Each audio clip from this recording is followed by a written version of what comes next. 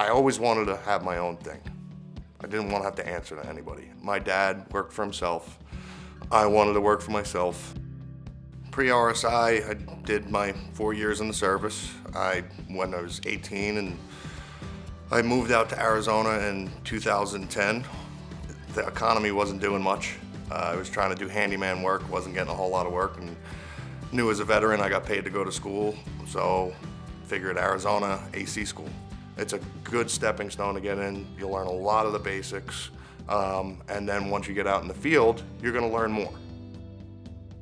I have been in business for 6 years.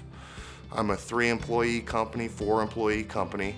I have these 3 guys with me now, all 3 RSI graduates. They have been a godsend to me. So we're 50% residential, 50% commercial. So it's nice having that variety. My business it's almost running itself. I don't have to worry if the mortgage is gonna get paid this month, if my kids are gonna have a place to live, if I'm gonna be able to put food on the table, all that stuff. I'm also responsible for 3 other families. I have 3 employees, and that's another very satisfying feeling, knowing that what I started is providing for them and their families as well. Goals for the business is just stay the course right now, in all honesty. I got everything I want right now, and it's going really well. Without HVAC work, I don't know what I'd be doing, I don't know where I'd be, and I don't think I'd probably have half the success I do now.